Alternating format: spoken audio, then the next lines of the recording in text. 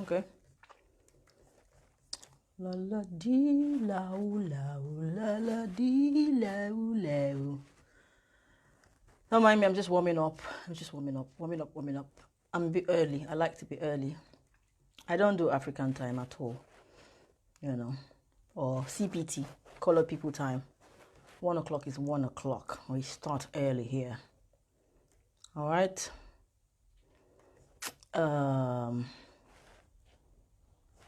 Right. Let us.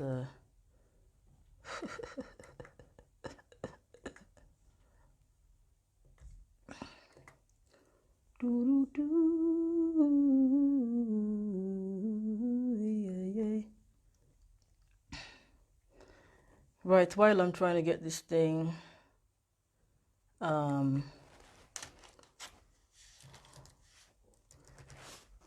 and running, let me just be entertaining you in my own way. So I can't sing. I can sing a little bit. Depends on, the condition of me singing. Yeah, I can sing as long as my musician friends are not here, coming to tell me that I'm singing off key. You get me? So otherwise, there's one song I used to like in those days. Let me see. I don't know how good this mic is. I don't know if it's a single mic, but I'll try. Why are we waiting? Trying to get the key right. You and I will never go apart as long as I don't miss something. You and I will never grow apart. Na na na na na, right from the start.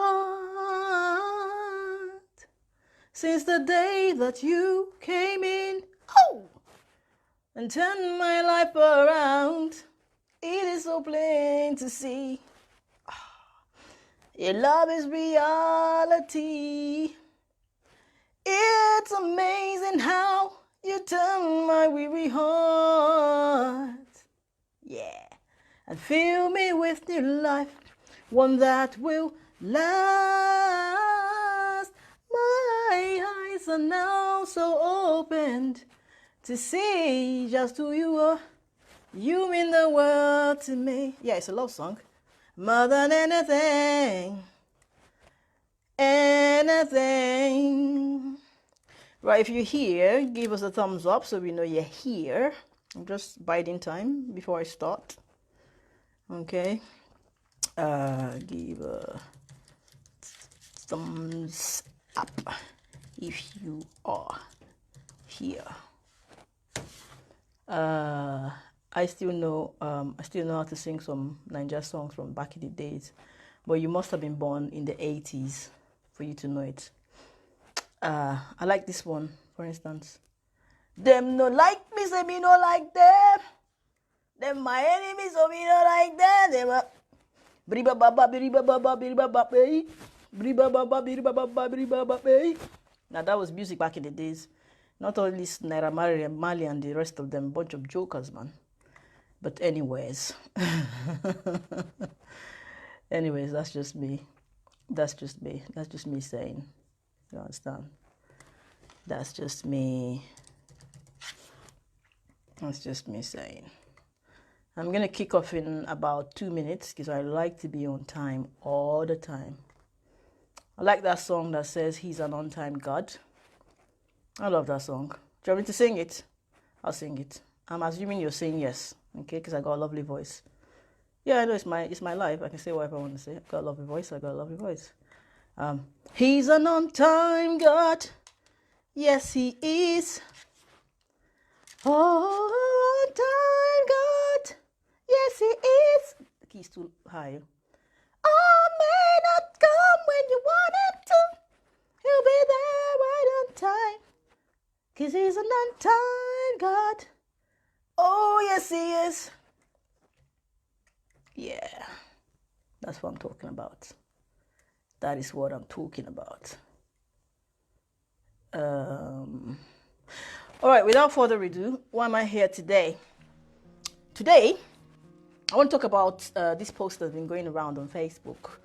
In the post, it says that there have been a record of at least 4,000 divorce applications in Abuja. Abuja is a part in Nigeria, is the capital city in Nigeria.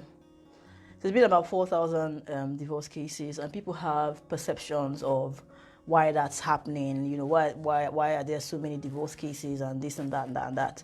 You know, so people have asked me what my thoughts are. So I thought maybe I'd just do it live and talk about it.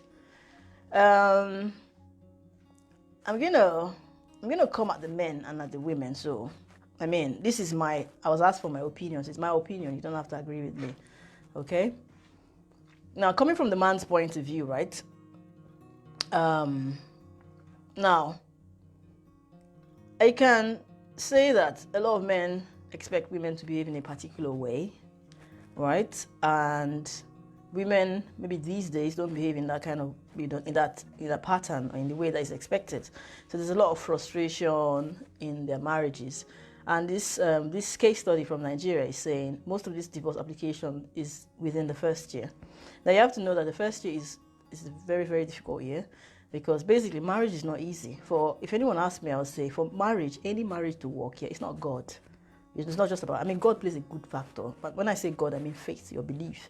But what keeps a marriage going is that you have two reasonable people come together. Now, if you have one reasonable person in the marriage, potentially it's not going to work, because what you're going to have is one unreasonable person and one reasonable person. The reasonable person will always have to take a step back and endure and bear.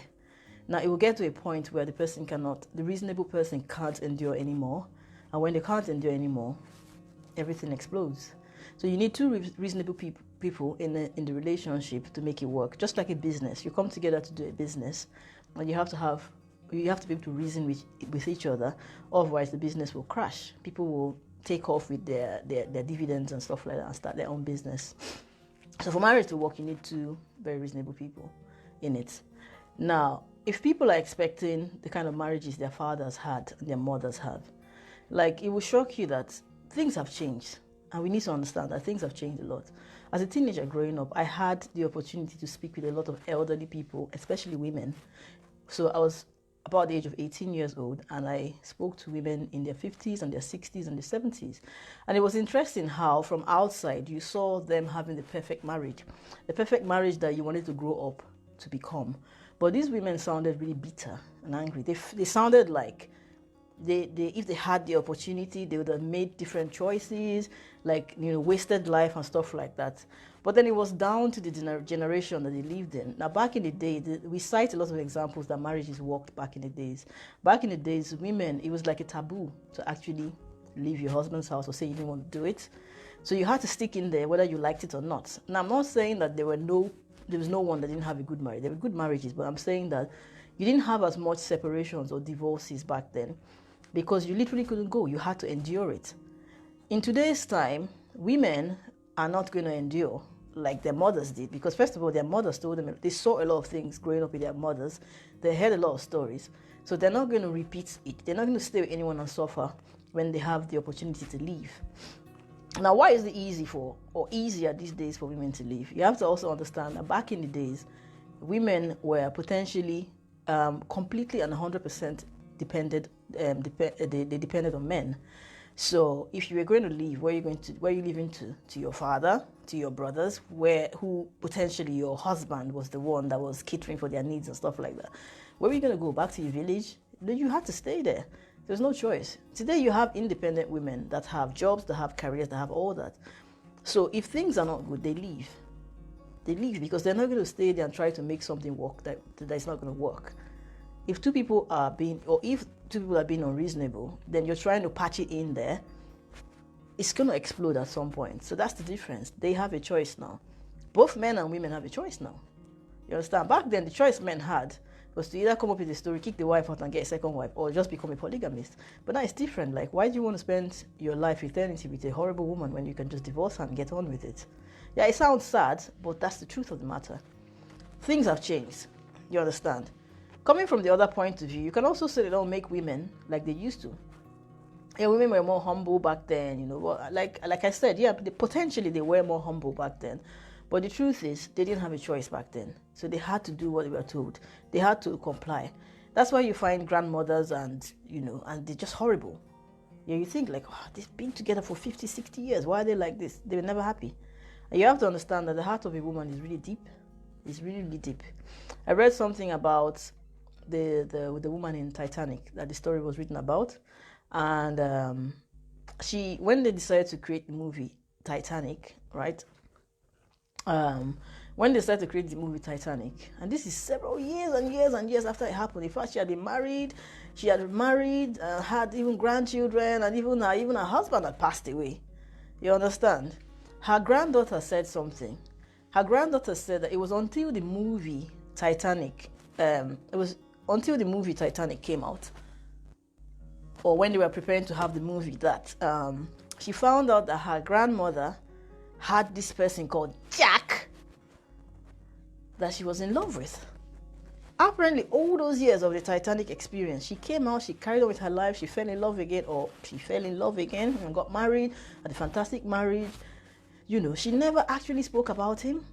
It was until the movie that, like, her grandchildren heard about it, and she had like little things and trinkets and collectibles that reminded her about the Titanic and Jack. Now, this is an example of telling you, to show you how deep a woman's heart is.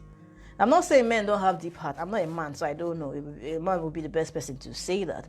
But coming from a woman's point of view, like, we have, you know, this thing, shock absorbers in cars. Our own is like on a different level. So a woman can take it and take it and take it and take it. She can keep secrets forever. You can't get in there. A woman can live with a man 50, 60 years. You understand? And on her dying bed, she can speak the truth. And you think 60 years later, I'll give you another example. This person told me that her grandfather had passed away. Now, all these years that the English people, all these years that her grandparents were alive, her grandfather was alive with grandmother, this girl used to pray, literally pray, God, give me a marriage like these guys.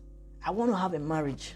Because they're so together, the union. I've never seen this kind of love at that age.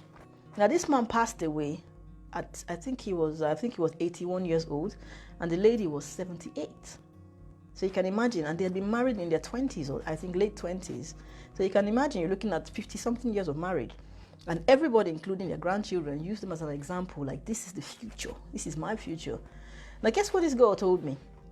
She said, after her granddad passed away, she felt really sad because she didn't know how her grandmother was going to cope.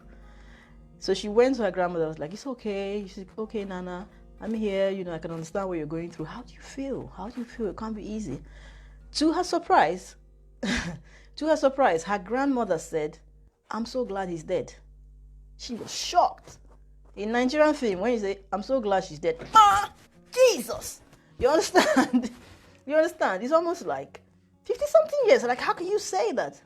And she was curious, like, why are you saying that? I thought you guys were mad in love. You were like number 5 or 6 and stuff like that. And the woman said, she's not a bad person, but she spoke her mind. She spoke her truth that she never spoke in all those years. She said he was a very difficult person to live with. He was a really horrible person. But what was I supposed to do? Talk about him? I chose to just take everything that came my way, to keep the family, to keep the children. Now, potentially, the children probably could sense, because children can sense tension even though we try to hide it. But that's what she said. So it's an example. Did she kill him? No, she didn't kill him. You know those kind of situations where they're waiting for one person to die. It took 50 years. But it was interesting how 78, she's saying, I'm so glad. I'm free. She actually said, I'm free. You understand? So when people say, or her grandchildren would have said, they don't make marriages like they used to before. Do you really know what marriages were like?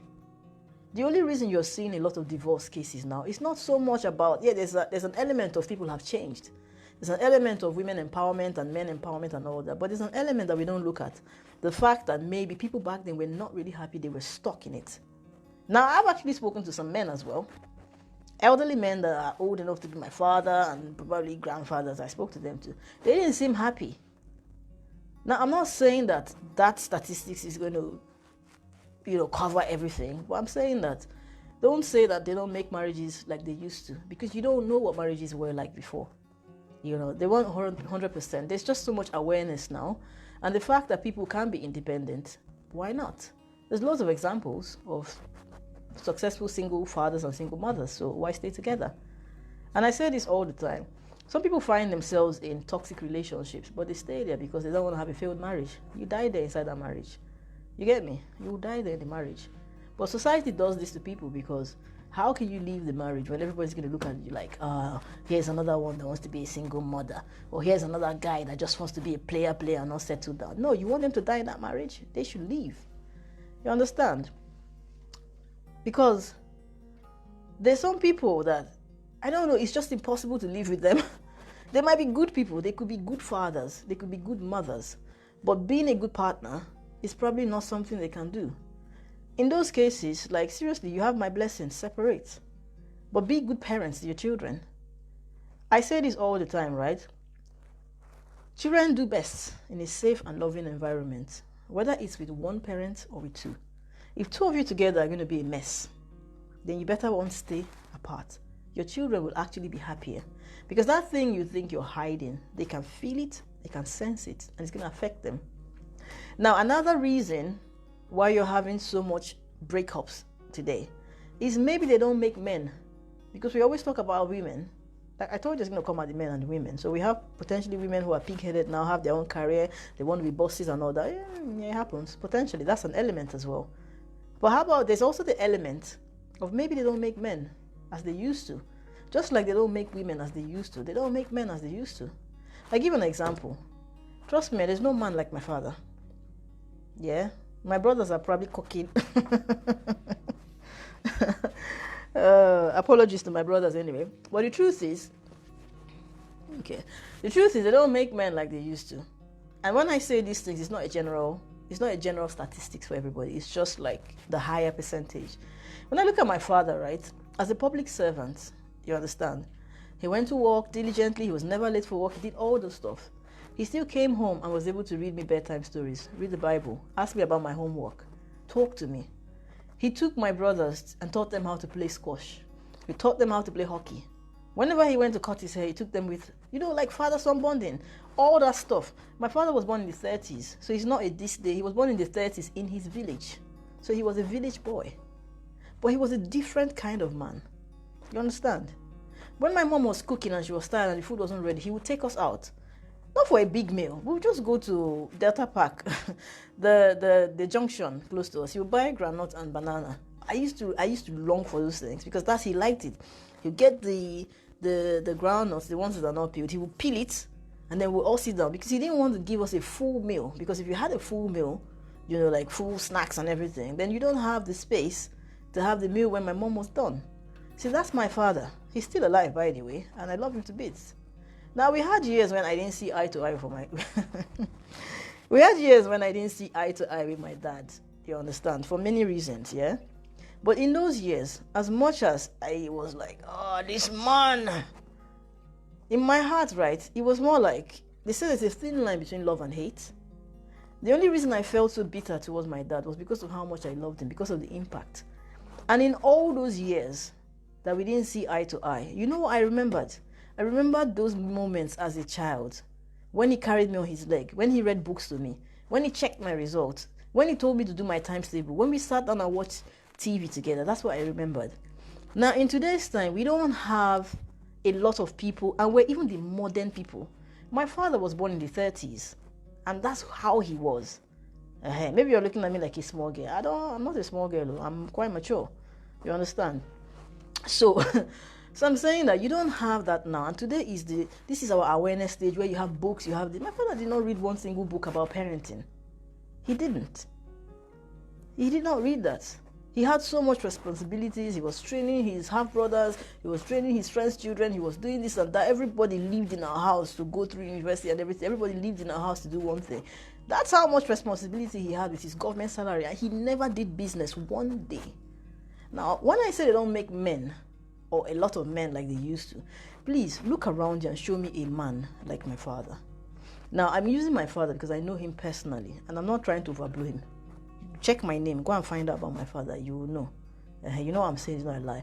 There were so many people in that generation of the 30s where there was no internet awareness, there was no book, there was no men's fellowship, there was nothing that were like that. And I can name them, but I don't want to name them. I know many of them. They were like that in that generation. In today's generation, we have people that don't have time, they're too busy, they are hustling. Which hustle? You've not even trained the house girl. I kid you not, right? The ones I know about, I can count at least 25 people my father trained from primary, secondary to university. At least 25 that I can count, that I know.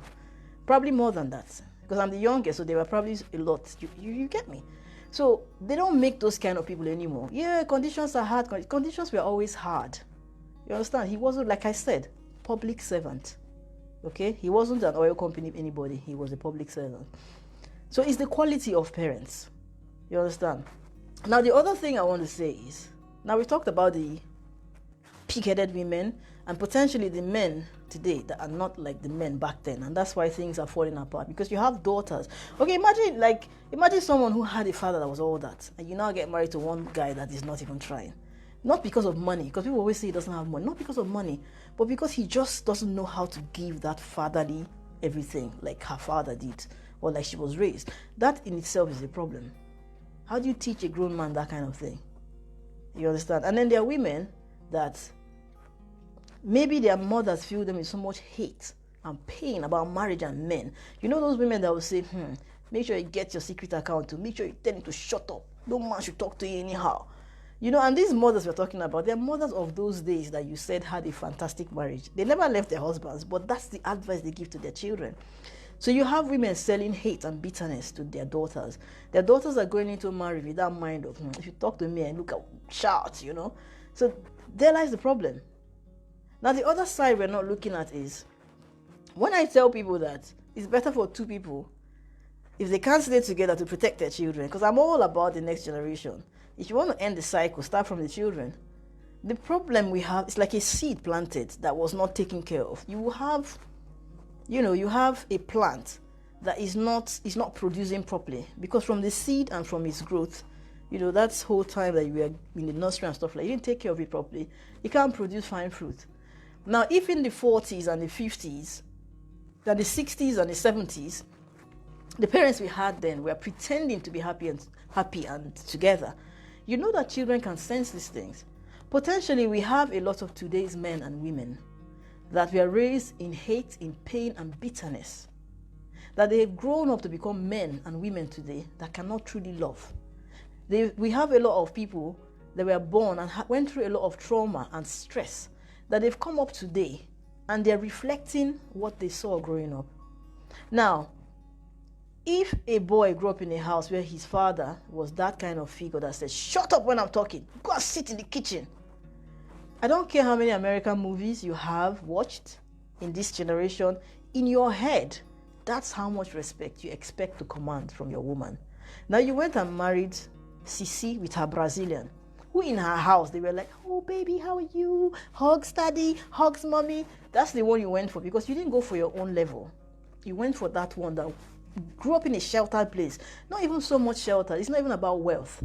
It's about the way she was raised with so much love and kindness. Now, she says something in the house and you're like, my friend, do you know I'm your husband? Ah, man, marriage don't spoil you. You understand? Everything is gone downhill. So you have to understand. Someone asked me, if you could recommend something to people getting married today, what would you say? I said, see, you guys are big on HIV tests. You guys are big on, what's the other one? Genotype. Yeah, they're good idea, because you don't want to marry someone who's sick, or you don't have those problems. But you know what? You really need to take it back to how we did it back in the days. When you say you want to marry, they will send people to go and investigate the family. Don't be in a hurry. Get to know the family. A man or a woman that was raised in a family that they used to hustle. Everybody was trying to undo the other person. Everybody was trying to prove. Everybody was struggling. They may have been rich. It's not so much about poor people. They may have been rich. They may have had money. But a person that was raised in a family where there was no love, it is going to be a miracle for them to grow up to be a man or a woman that can love. Now, love is not about, I give you money, I provide money for you, I do this. Like there's this Fences by Denzel Washington. I love Denzel Washington. Amazing movie, and I went to watch it. But a lot of things in that movie, coming from a woman's point of view, And I watched it with some guys, and they were able to see, because we talked about this thing, they were able to see that the guy, Denzel Washington in that movie, he made so many mistakes he couldn't understand. Because for him, what do you mean? One of the phrases of the film that actually made me watch it. What do you mean? Why are you asking me if I love you? Do I feed you? Do I do this? Do I do that? Do I do this? For him, that's what he knows. That's what it is to be a man. You understand? Gone are those days when that's what it was. Having a family that stays together and sticks together, and children that are actually happy, it's beyond that. You understand? It's like me now with this in the abroad children, telling them that I paid your school fees, I did this for you, I did that. You're having a laugh, man, because you were troubling my godfather too. Wait first. Just wait. Actually, wait. We'll talk about that later. I'm a good child. I didn't trouble nobody, as you can see. You understand? So telling my kids now that I paid this, I paid that, I paid. Are you having a laugh? Do you know what they want more than anything? They want a hug. They want a cuddle. They want me to ask them questions like, how was your day? I look at my 3-year-old, she's 4 now, by the way. And this is her unicorn thing. We'll talk about the unicorn later. You know, she wants me to ask her about her day. And she's so happy when I say, how was your day? Oh, it was okay. Did you have a busy day? Yes, I had a busy day. It was really busy. In my mind, I'm thinking, you were busy doing what? But I don't tell her that. She's like, okay, what did you do? Oh, I was playing. I was jumping outside. I was riding the bicycle. I was playing with the kids. She calls her mates kids. For her, that's the highlight of her day. Then we go and get the boy. Oga, 6 years old. I have to do the same thing. Like, okay, what's going on? How are you? You know, did you sleep well? You know, those things. For them, that's the most important thing. Even if I buy them heaven and earth. Come on, it's like this unicorn on my head. She made a big deal about this unicorn thing. I went over and beyond to make it happen. Yesterday, that brings me back to why I'm wearing this. Yesterday, I found this unicorn thing under the bed, abandoned. Unicorn. So I'm wearing it now because before it breaks, I want to have my money's worth out of it. Yes. So you see. So that's to show you that it's not, from a man's point of view, it's not about what you did. Of all the money, see, I'm not telling stories here. My father took us abroad for holidays. We went on summer holiday to London, to this, to that, went to Port Harcourt Club, eat suya here, those kind of things. So he was that kind of person. Went to go and see cinema. We did all those things, skateboarding and all. We did all those things. But I remembered. What I remembered beyond all those things that he spent money on was the time he spent with us. That one you can't change. And that's exactly what children need to feel. Now, imagine a child that gets that. Okay, let's switch it now. Imagine a boy that was raised in that kind of love, who understands that it's not about money. Money should be earned, but it's not about that. He understands that love, that caring, that everything. Then he now goes and meets one girl, anyhow girl, streetwise. This one's like, yeah, but she's done about Brazilian and her makeup, and then they get together. While for him, it's about spending time, for her, it's about money. For her, it's about this. It's not like he's not giving her the money, but it's not enough. Imagine a girl that grew up in an abusive home where, for her, kind of in her head, it's like women need to be spoken to in a particular way. If not, the man is weak. And this guy was raised in a family where dialogue. Let's talk about it. So when he's saying, babes, I just want to have this conversation, about, what's that? Because she's raised to confrontation. That's all she knows. That's all she knows. But if you've not been in a hurry and done your investigation, not just for the girl, but her family background, you'd have an understanding of what it is. But then again, like two opposites can actually attract. Because if both parties are willing to be reasonable, then you can overlook certain things. Like this person overlook the other person's character, the other one overlook, and they'll find a way, middle ground to work together. But a lot of times, that's what we're getting now. And remember now, society today, it's not a big deal if you're a single parent. You have your money, you can take care of yourself. You have your career, you can do this. Go ahead. Now some people say, oh, single mothers, are they happy? What do you mean, are they happy? Did they plan to be single? They left one person, they'll get with the next person. It's like a relationship. If it didn't work, you go. Some people, maybe they had a painful relationship and they're like, okay, that's it. No more, I'm not doing it again. They're happy. They found their peace. It's not for anybody to say, is that guy happy because he's alone, or is that person? If they're at peace with themselves and they're happy, please leave them alone. If you see that guy, if you leave, if you leave that guy, if you see that guy that has decided, I don't want to be in a relationship, please don't go and hire a wife for him from Nigeria, from Africa, from Ghana, because you're putting him in a situation he's not ready for. You understand? You're putting him in a situation he's not ready for. Oh, this thing doesn't want to wave at you. What's wrong with you, Mathilda? Yeah. You're putting him in a situation that he's not ready for. There's some people that are so successful being on their own. Let them be on their own. Don't try to make them look like there's something wrong with them because they're not with someone. And then those people that can't be on their own, if their marriage or their relationship did not work out, trust me, they will find somebody else and they will move on. It's a choice. But what I try to always talk about is the children. Now, the fact that man and woman did not work out in a relationship, do not take out your issues on the child. Because what you're doing is that you're creating another generation of problems. Now, with your mashed up children and your twisted head children, they're going to be going to the same school with my own child that I'm trying to shelter. And they'll be falling in love with each other. It's just like today. I dropped my... deviating, but I need to say this. I need to get it off my chest because I'm a bit like... So I dropped my daughter off at school. First day back at school. Nursery. We're looking at 3-4-year-old children. 4 years is the oldest. Drop her off there, give her a hug. Oh, have a nice day, baby. This boy just comes up like this. And then I'm out of the door, but I'm peeping through the window. He's about to kiss her. You want to kiss my daughter? What are you doing? So I'm there looking from the window. I'm just like, my face is like, no. And then she turns around and sees me looking. And she's like, shoulder. But my mind, I'm thinking, what if I was not there? You're going to kiss him? Honestly. But anyway, deviating. I'm saying that you have people from terrible backgrounds. And it's not the children's fault. It's two adults that could not be mature enough to do the right thing. Now, these kids will be in the same class, in the same university with your children. And they will mix together. The only way to protect the next generation is to take care of your children and make sure they have the best. Put away your differences with your man and your woman. You understand?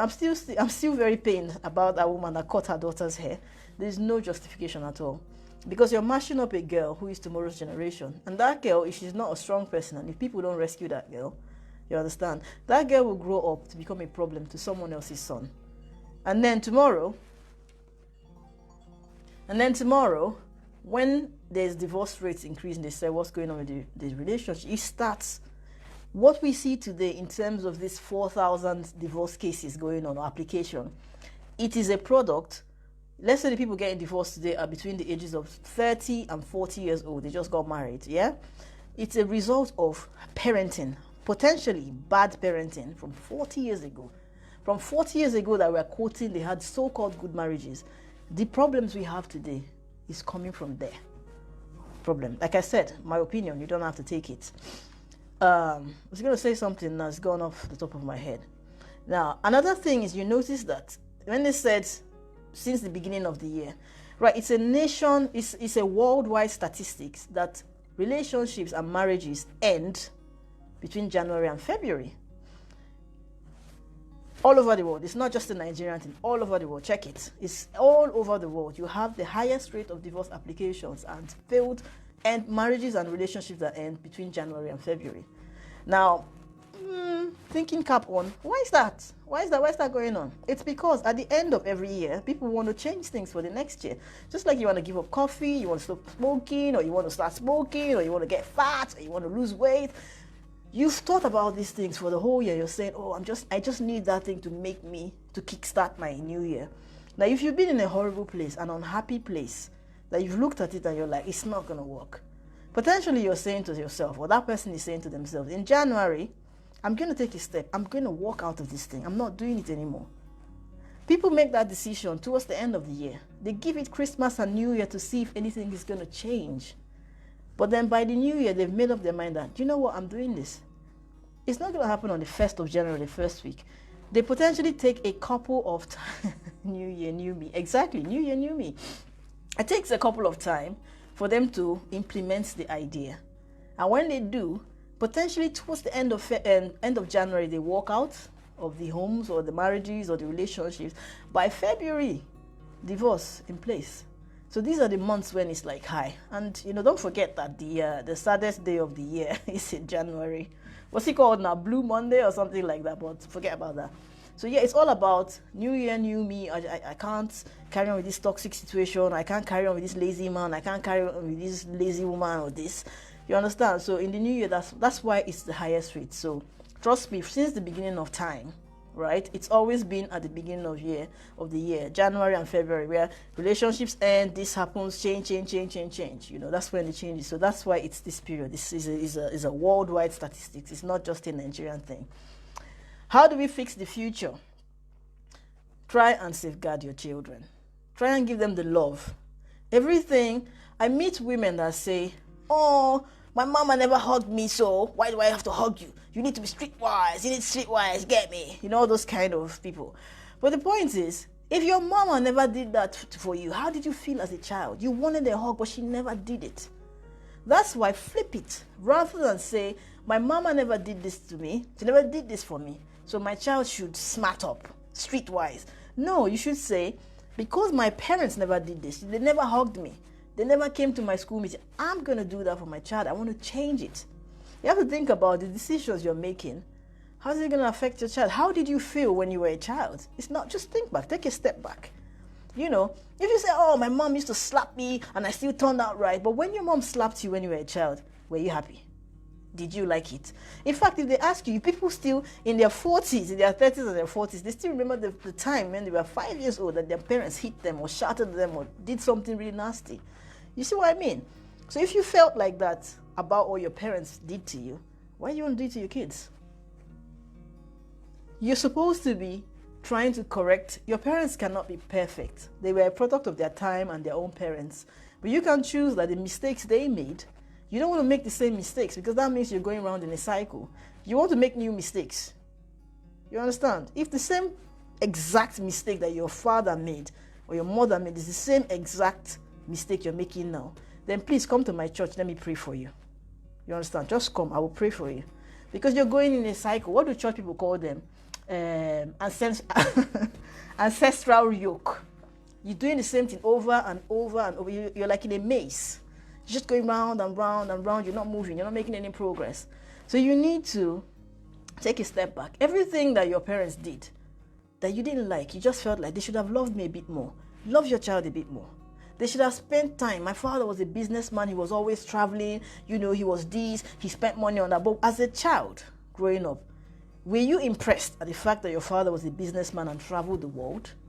No, you're an adult now praising him. But when you were a child, how did you feel? You felt like, I wish daddy would just stay back this weekend. That's how you felt. So based on that, when you're doing your business and trying to make money, all the money in the world, I'm not saying money is not good. Money is good. Even the Bible says that. You need to think about your child. Do your business, do all that, but give your child that time. If you want to change the future and change and stop divorce having, you want to stop... Someone is asking me a question. They say, what if I deserve the slap? The person asking this question, even right now, he still deserves to be slapped. But, right. So when you were slapped, back then, right, how did you feel? Didn't you feel like they should have just corrected you or told you something? You understand? Like, there are other ways to go around it. How do you say it? Like, who slapped Ep? I know we joke about it, but sometimes, it's not any slapping. I watched this video on Facebook, right? Like I told you, I'm the chairman of Comments Readers Association. I like to read comments. I like to see how people analyze situations, because I want to know what kind of what kind of world are we living in today. So this man finds his daughter kissing after school, kissing this guy.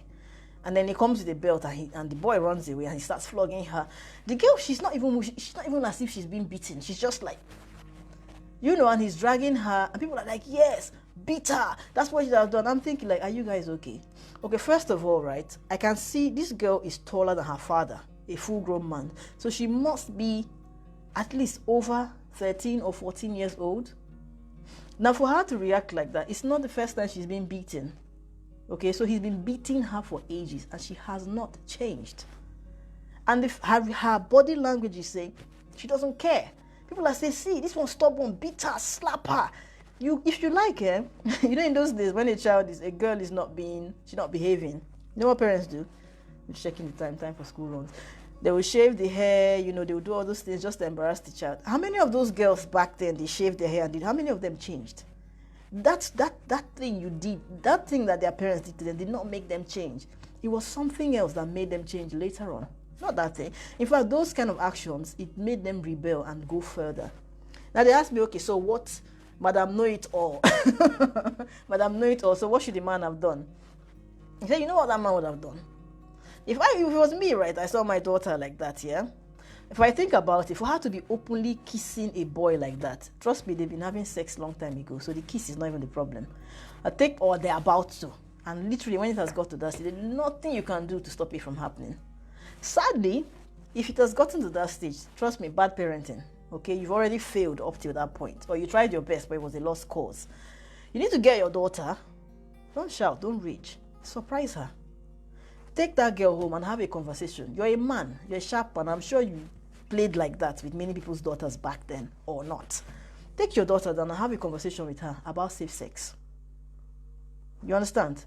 Have a conversation with her about not getting pregnant, not getting sick, or how to take care of herself. Have a conversation with her about, you see, that girl, you better watch out. Some guys are only about that thing. That's the conversation you should have. You're talking to your daughter from a man's point of view.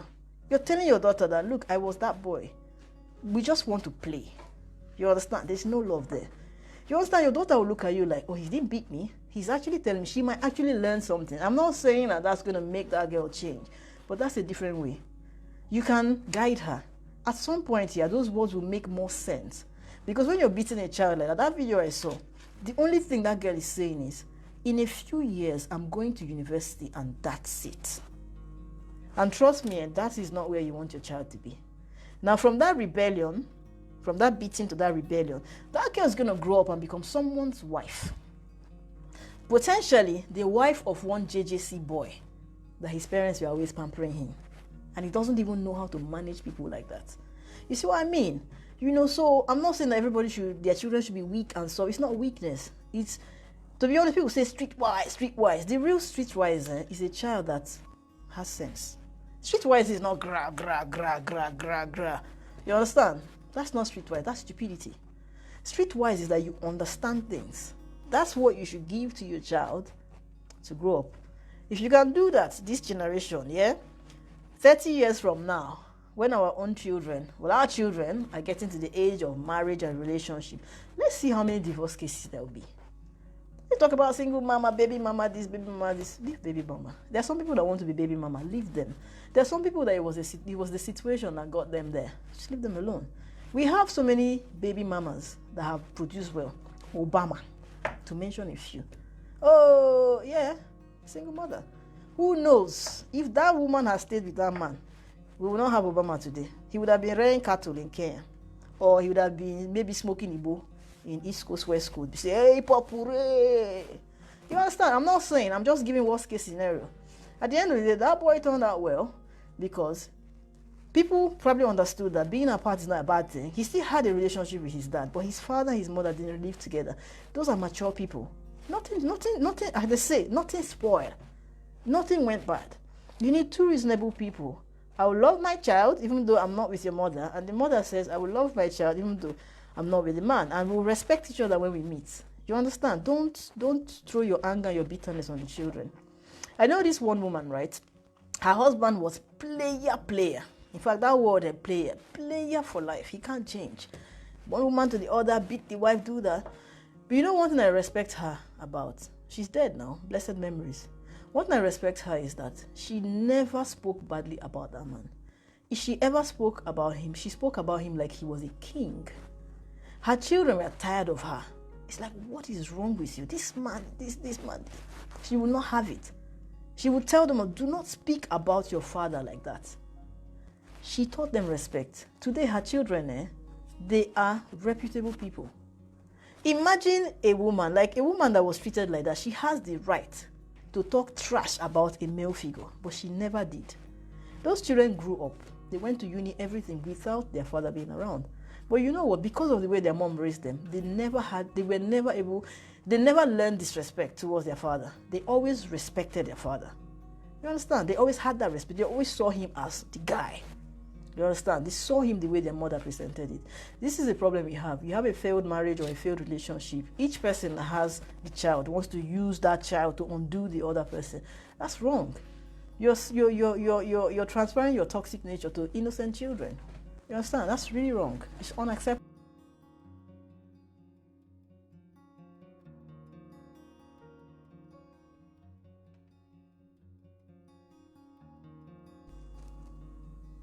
Can you just imagine? Just when I thought I was sounding intelligent and making sense, the thing just cut off. Rubbish. Rubbish. But yeah, like I was saying, and I probably need to wrap it up when Facebook is telling you me talking for too long, and I don't know. So to wrap it up, one, why are we having so many divorce cases now? People are more aware of situation. People are more aware of themselves. They're more empowered. You know, they're more independent, both men and women. And so when things are not working out, they check out. It would have been nice if there was more understanding, but we don't. Then we have people that have some trauma, and the way they were not raised in love and all that. They don't know how to be in a relationship. That's another catch. And then obviously at the end of every year, people want new year, new me. So January and February is the time when people decide to end it and start fresh. So that's why you have lots of cases. High rates of divorce in January and February is a worldwide statistic, not just a Nigerian thing. My prayer is that we can raise a better tomorrow so that we don't have these issues. And a quote from the Bible is, Paul, the very famous Paul said, marriage is a good thing, but if you can't take it, leave it. And that's why he chose to stay single. It's not easy to be married. It's not easy to be married. You understand? Two full-grown people, they just meet each other and they will just join and become one. See, that's the thing. And the religion doesn't help. Two shall become one flesh. Do you know what it means to join two people together? That's the thing. So people just come, two shall become one. Oneness. Oneness is not magic. It's something that you have to work at to make it happen. And that's what they don't teach. People don't teach the truth. You see people they're in charge of marriage counseling in the church, but you're not telling the truth.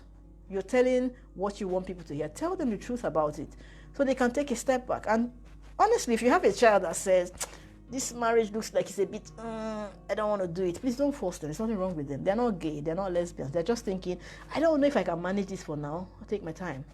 You understand? There's some people that are like, I don't know, I'd rather not have a broken marriage. I don't want to traumatize children. I don't want this. I don't want that. So I just stay single because I don't trust women these days, or I don't trust men these days. There's nothing wrong with them. If someone feels that they'd rather be single, please. With my unicorn head, I'm saying, just leave them to stay single. Society, don't make them feel like there's something wrong with them. We were raised in a time when you're born, you go to school, you get a job, you get married. Next step, have children, get a house, buy land, buy a car. So everything is fixed. So if you're not doing it like that, it's like there's something wrong with you. And this is also another problem with today, because you're told once you just come out of uni, like, she's not married. Not married. You don't know she's ready psychologically, emotionally. So people are crazy. You understand? The fact that they function and they do everything like normal people doesn't mean they're okay. They're crazy. You don't know that about them until you actually get into a relationship. Their brothers and their sisters potentially know that, but you wouldn't know until you get into a relationship. Then these things come out and you're like, oh my goodness, what is this? So you understand? Don't push people into something that they're not ready to. Everybody must not be married. For those that can be, good. For those that can't, leave them. Society puts too much pressure on people, and that's just wrong. Stop putting pressure on your children. Stop putting pressure.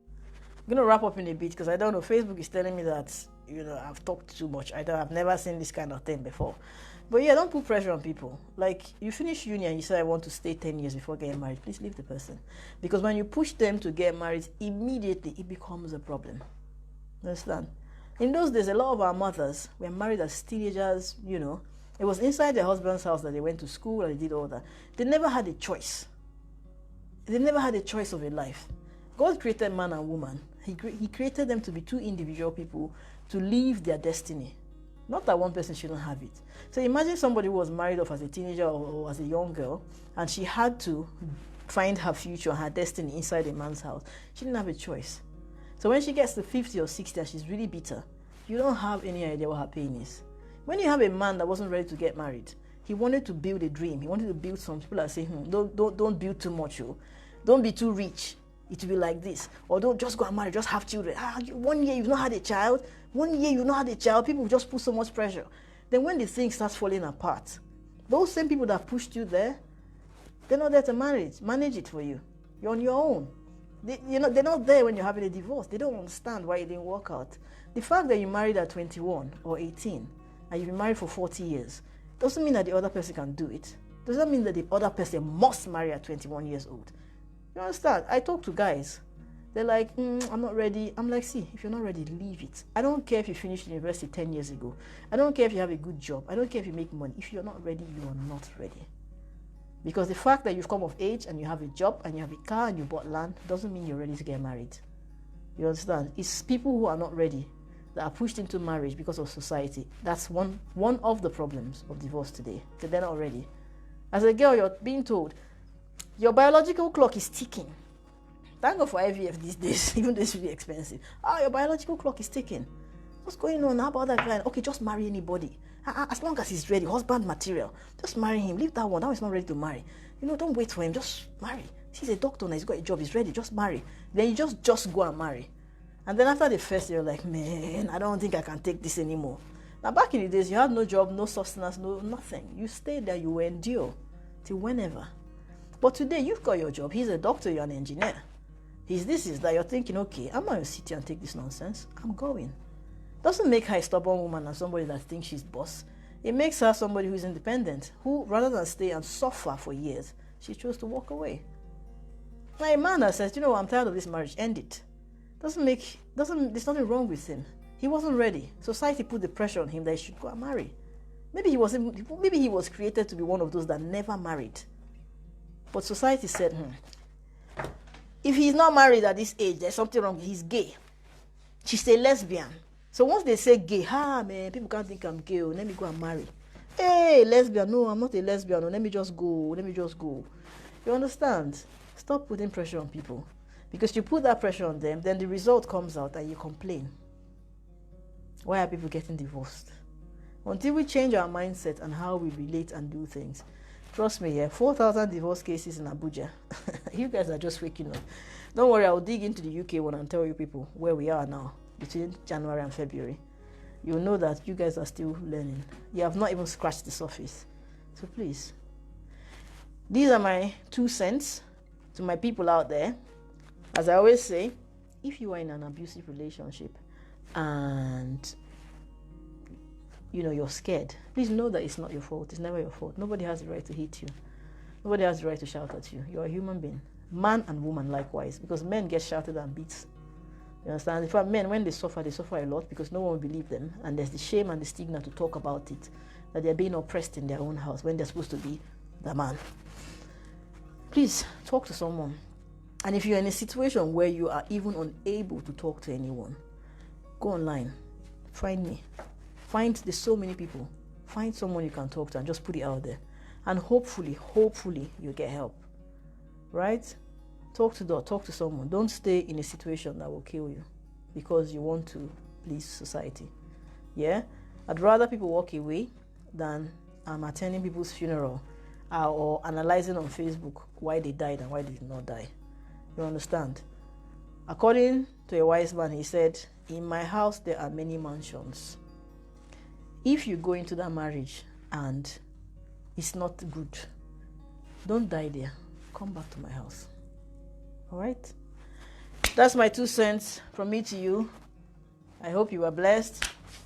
I'll catch you later. One love.